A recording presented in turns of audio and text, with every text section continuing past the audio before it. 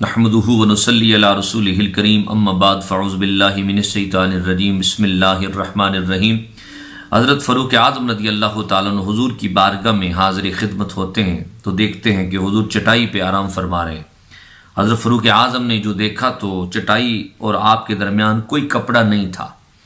آپ نے آپ کے سرانے کو جب دیکھا تو وہ بھی کھجور کی چھال سے بھرا ہوا چمڑے کا سرانا تھا۔ آپ نے قدموں کی جانب دیکھا تو کیکر کی چھال کا ڈھیر لگا ہوا تھا، مشکیزہ لٹکا ہوا دیکھا، یہ حالت دیکھی۔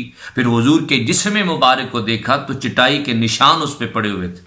حضرت فاروق اعظم سے برداشت نہ ہوا تو آپ رو پڑے۔ جو ہی حضرت عمر کو روتے ہوئے حضور نے دیکھا تو فرمایا، اے عمر ما یبکی کا، تو رو رہا ہے؟ اے عمر وجہ کیا ہے، رونے کی وجہ کیا ہے؟ تو عرض کیا کملی والے، قلت یا رسول اللہ ان کسرا و کیسرا فیما ہما فی ہے، یا رسول اللہ کیسو کسرا کو ہر آسائش ملی ہوئی ہے، وہ ہر طرح کی آسائش میں ہیں، لیکن وانت رسول اللہ، اللہ کے رسول تو آپ ہیں۔ یعنی مطلب یہ مفہوم یہ ہے کہ آقا آسائشیں تو آپ کے قدموں میں ہونی چاہیے، یہ سکھ تو آپ کے قدموں میں ہونے چاہیے۔ نبی پاک صلی اللہ علیہ وسلم نے ایسا جملہ ارشاد فرمایا کہ حضرت عمر کو تسلی ہو گئی۔ فرمایا اما ترضى ان تقول لهم الدنيا ولنا الآخرہ، اے عمر کیا تو اس بات پہ خوش نہیں ہے کہ ان کے لیے دنیا ہے اور ہمارے لیے آخرت ہے؟ کیا اس بات پہ تو راضی نہیں ہے کہ انہیں دنیا دے دی گئی ہے اور ہمیں آخرت دے دی گئی ہے؟ یعنی حضور نبی کریم کی ذات ایسی ذات ہے، اگر حضور چاہتے، دنیا چاہتے، مال چاہتے تو کائنات میں آپ سے بڑھ کے مالدار کوئی نہ ہوتا۔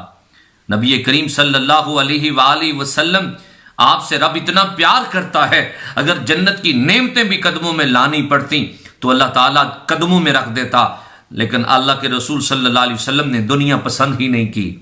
میں نے ایک حدیث پاک میں پڑھا، اللہ نے فرمایا، اے محبوب مکے کے یہ دونوں پہاڑ اگر تو چاہے تو سونا بن جائیں اور تیرے ساتھ ساتھ رہیں، لیکن میرے آقا نے تو فرمایا، اے میرے مالک میں ایک دن کھا کے شکر ادا کرنا چاہتا ہوں اور دوسرے دن میں بھوکا رہ کے صبر کرنا چاہتا ہوں۔ یہ نبی کریم رؤوف الرحیم صلی اللہ علیہ وسلم نے یہ دنیا سے محبت ہی نہیں کی۔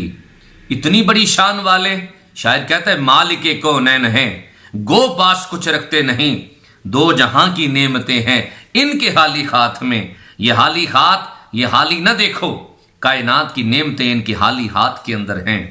نبی پاک صلی اللہ علیہ وسلم نے حضرت عبداللہ بن عمر کے کندھوں کو پکڑا۔ آپ فرماتے ہیں اخذ رسول اللہ صلی اللہ علیہ وسلم بے من کبیہ، میرے دونوں کندھوں کو پکڑ کے مجھے متوجہ کر کے فرمایا، اے عبداللہ کن فی الدنیا کانک غریب او عابر سبیل، اے عبداللہ دنیا میں اجنبی کی طرح رہو۔ اگر تم نے دنیا میں رہنا ہے تو کسی مسافر کی طرح رہو۔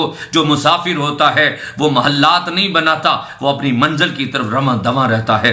میرے مصطفیٰ کریم نے دنیا میں جی لگانے کی طرف توجہ نہیں دلائی، حضور نے خود بھی دنیا میں جی نہیں لگایا، دل نہیں لگایا۔ اپنے امتیوں سے بھی کہا میری پسند کو پسند کرو، میں نے آخرت کو پسند کیا ہے، میں نے دنیا کو پسند نہیں کیا۔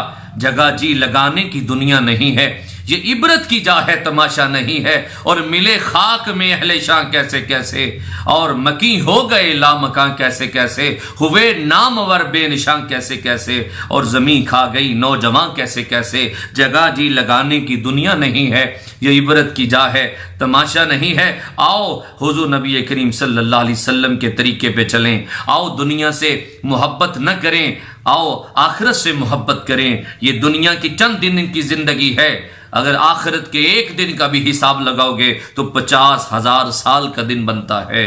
آؤ اپنے آقا کو راضی کر لیں، اپنی آخرت کو بہتر کر لیں، اپنی دنیا پہ آخرت کو ترجیح دے لیں، پھر دنیا جو ہے نا وہ ہمارے لیے باعث نجات بننی چاہیے، چونکہ یہ کھیتی ہے، یہاں جو بونا ہے وہاں پہ کاٹنا ہے۔ اللہ تعالیٰ میں سمجھنے کی توفیق عطا فرمائے۔ وما علینا الا البلاغ المبین۔